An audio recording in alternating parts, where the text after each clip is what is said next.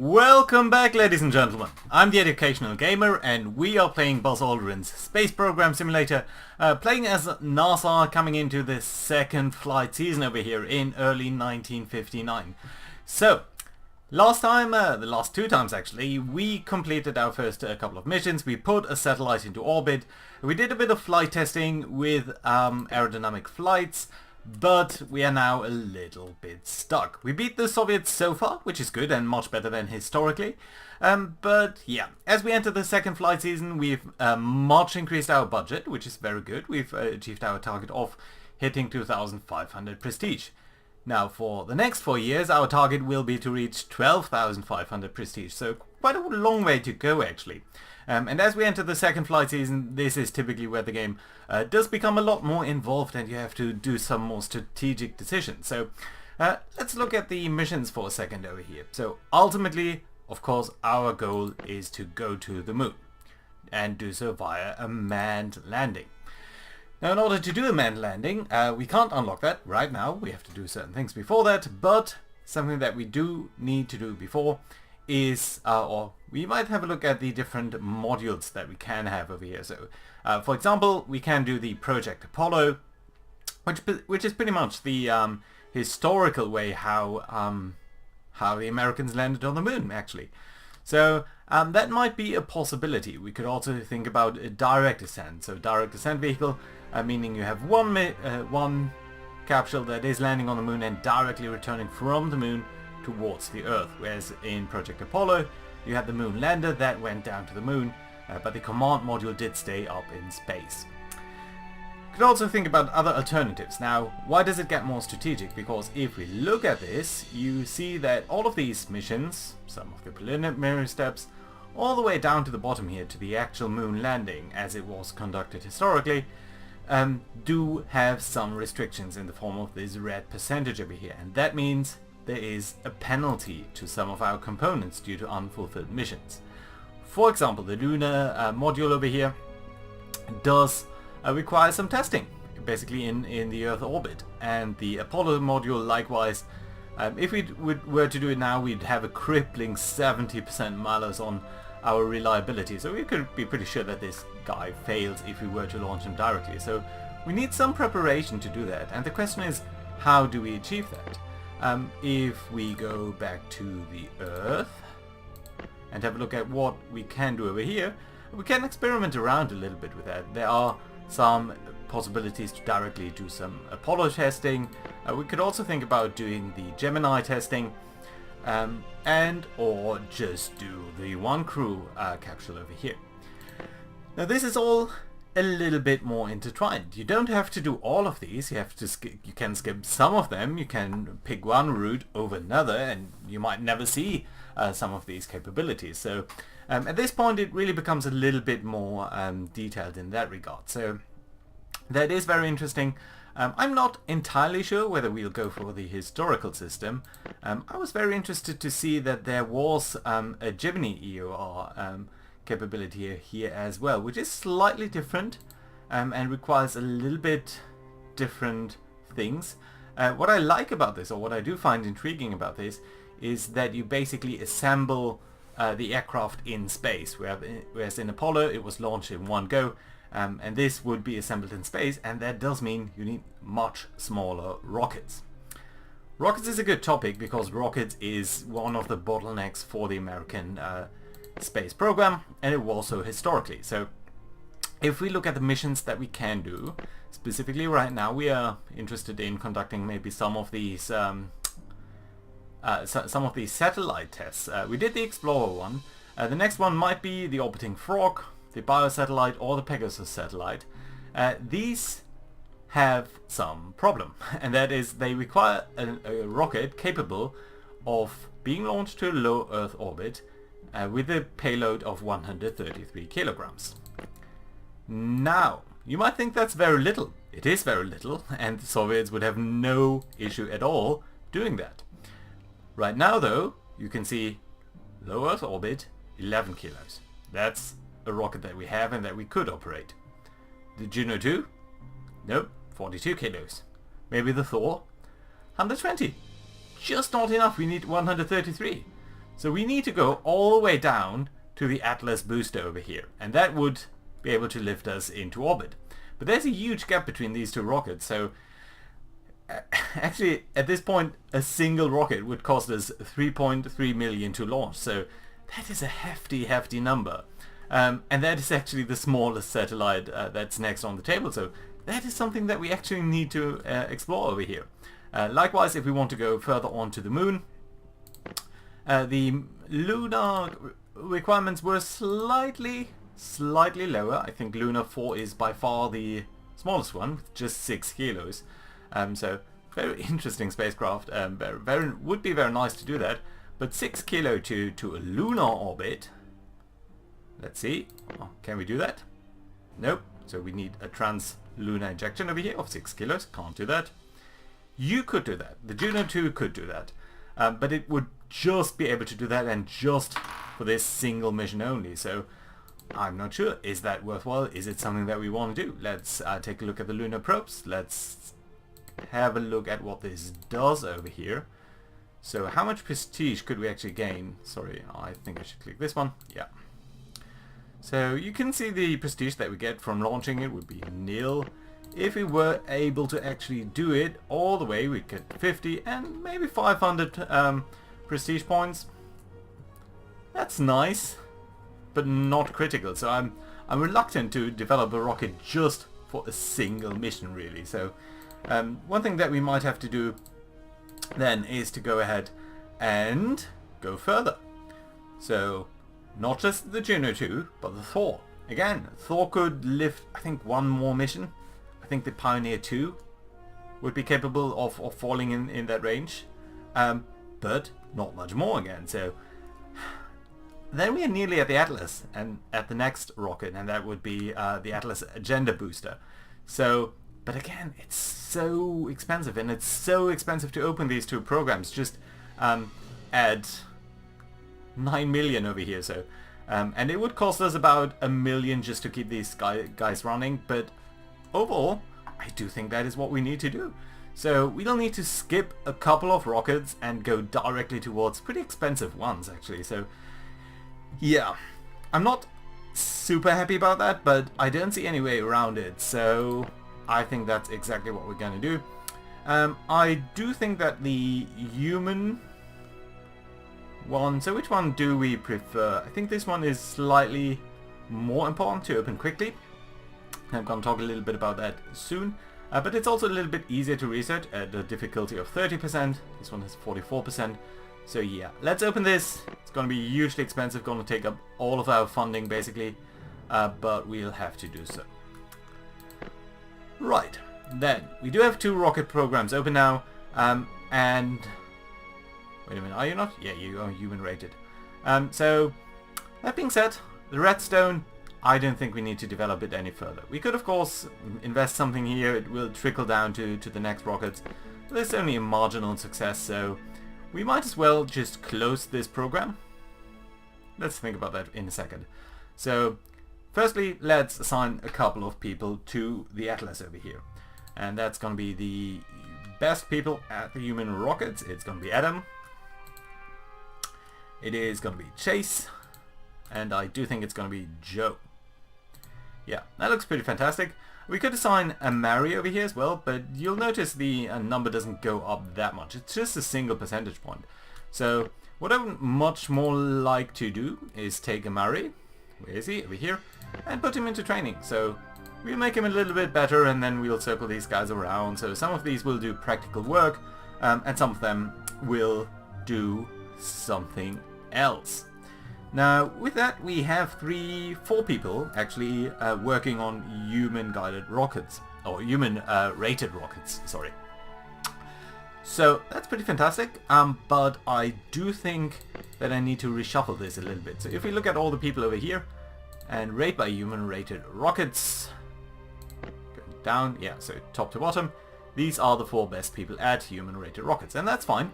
But I do notice Ulf down here is actually training to become a human-rated rocket engineer as well. And honestly, I don't think at this moment we only have 14 scientists in total.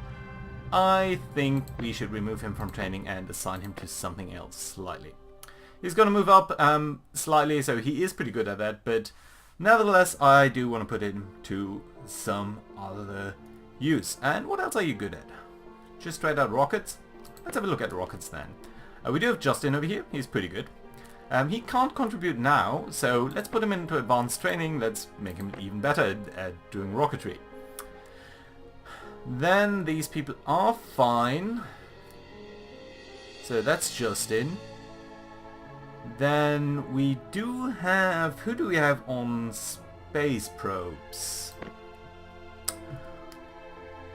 Yeah, that's the right order. And we do have Dennis. And he's in training. Emilio should be going to training as well. That's fine. And Eric we can send to training as well, because we don't develop any space probes now. Joe, you're fine at doing rocketry. You're fine at doing rocketry. And that does leave us with Marori, which I think is fine. You're pretty much on par, but you are already in training, so you'll be a little bit better in a second. So yeah, that's fine to me. No one else is training on space probes? Nope, that's fine. EVA suits? We do have, on page 1, we do have Blake. He's pretty good at it, but it's a pretty long-term thing actually. So yeah, that should be alright. All of these people are fine. You are doing the crewed spacecraft. Okay, that's interesting. I think we should be alright on crewed spacecraft. Is that actually true? So, we have Anthony. Yeah, that's fine. Sari would be nice actually. Yeah, you are pretty good at crewed spacecraft. Adam, you're doing rockets, that's fine. Then we have Aaron over here. Does that make sense? Aaron. Yeah, I think it does. There, Aaron. Okay. Let me just note that down. Let's make sure nobody else is training on crewed spacecraft. Doesn't look like it, so that's fine. Since we have 3 people working on that. So that does really leave me with rocketry. Justin, yeah. Marie, you are fine doing space probes. You are fine doing spacecraft. You're doing fine doing EVAs. Eric, you're fine. Ulf. Yeah, okay. We'll send you up to rockets.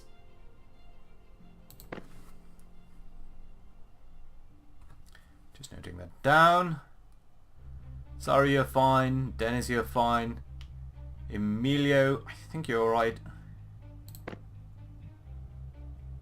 And then we do have Anthony. Feel like I'm missing something over here.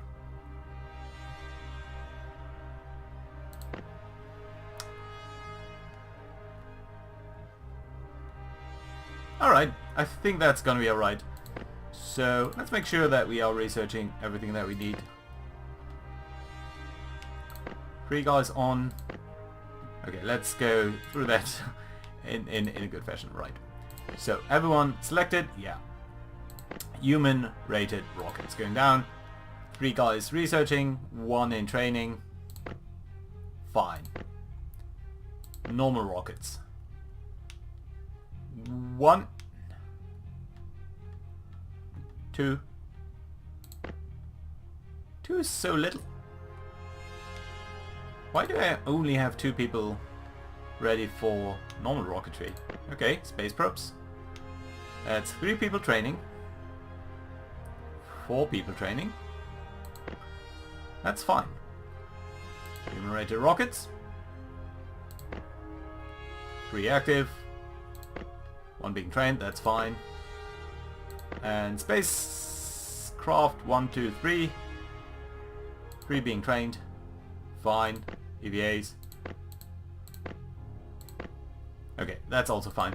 So maybe we want to pull 1 of you guys away to normal rocketry. No, I think that's fine. Let's do it like this. Okay, back to spacecraft. Let's train up these guys.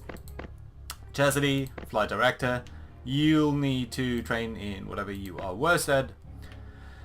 Luke, I think you're a specialist. Let's train you up in space. Are you a specialist? Yeah, I think so. You're pretty old. And Paul, propulsion. Yeah, that's fine. Single training course over here.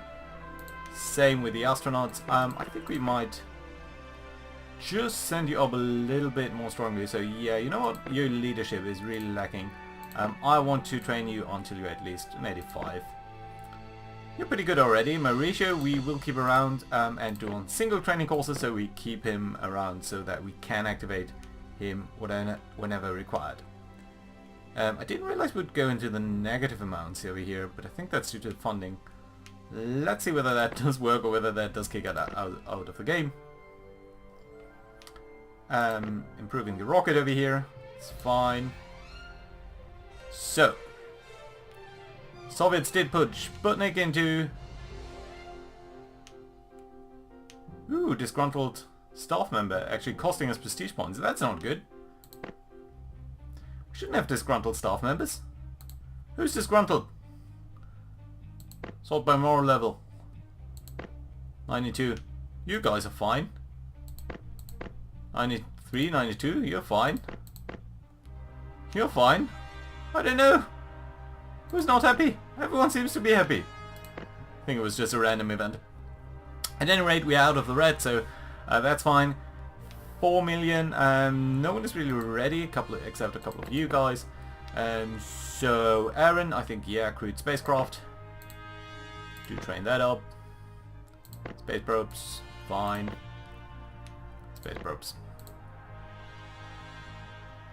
Yeah. Okay. Right, so where do we stand in our rocket programs? Redstone, do we want to close that then? So Redstone is capable of lifting something that's, yeah, human rated stuff actually, at 3.5 kilo to suborbital level only. So if we look at the one crew ballistic capsules, Project Mercury over here, there are some, at least 2 mission profiles that would fit that. But on the other hand, of course, the reliability of this craft is really, really bad. So we could open Project Mercury, and I think it would be a very important step. That being said, it would be very difficult to get into the next, into a low orbit flight, because we do need the rocket to do that. But then again, we are developing that, so maybe it's alright. Let's think about that. The cost of opening this is 2.9 million. The running cost will be 300,000. Honestly, that looks kind of fine to me. We would need to pull out a couple of people off training to start developing that. We do need 10 mission controllers, so we do need to hire a couple. Let's see who we got. 97, yeah, that looks very good. That looks very good too. 95 and 96. Hiring 4 people, you are pretty expensive. And you are very old, but very inexpensive. You want to take someone on who's that old? You might not be sticking around for that long. Maybe 10 years. I think it's gonna be fine. Let's hire these guys. Should be perfectly fine. Can't hire anyone else though, so that's alright. So I think it's time to open Project Mercury over here. Project Mercury is a little bit of a dead end, but we do need to increase our prestige, and putting a man into space before Yuri Gagarin would be excellent. It would be a very good win over the Soviets. I'm not sure whether we'll be able to pull it off because of that gap in the rockets that we can have, but you know what, let's open this. That's fine. I need to go back to our flight engineers then, and let's sort by crewed spacecraft. Go, yeah, descending.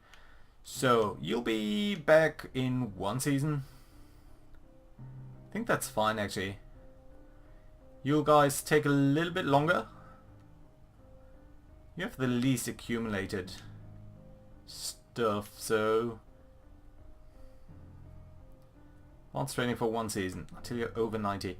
That's fine, you know what? Let's pull you out of training. That was a waste of $100,000, but nevertheless, I think it's a good idea. So, we can get over here and start developing that by at least one person. And one person is actually very good at already improving the reliability of that by quite a bit.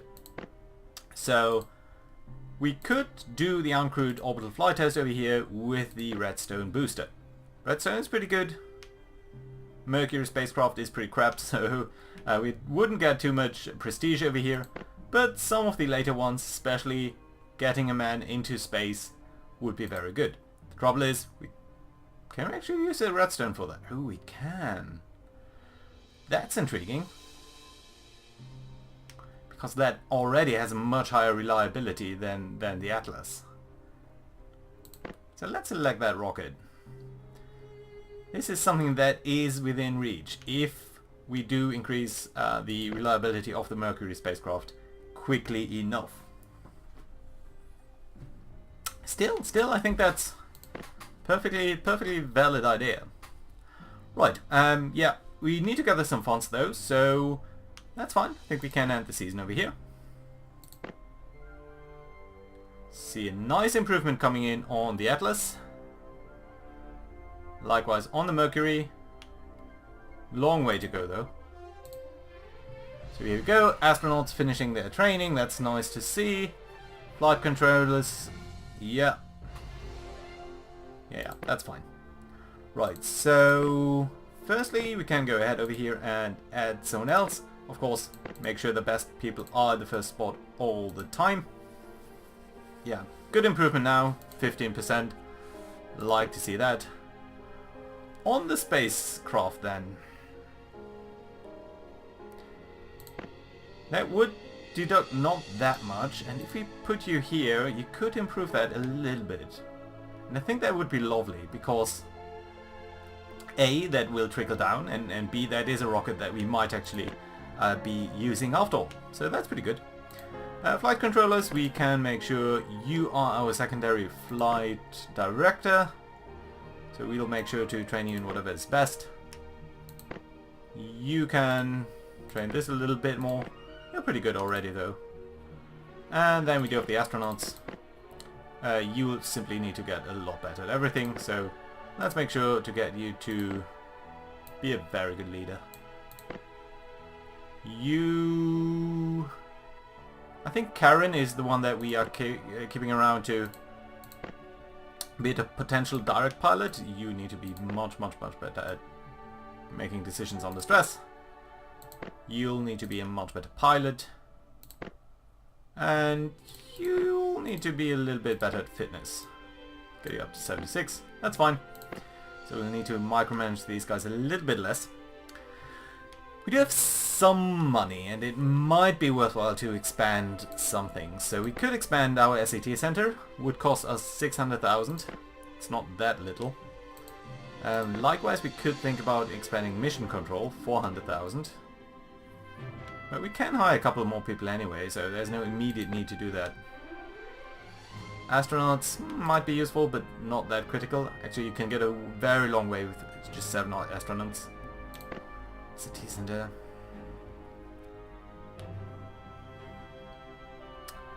20, so 6 more. At a cost of 1.5 million. Let's do that. It's costly, but I do think it's worthwhile. Right. So, a little bit of a building block over here. Everyone happy?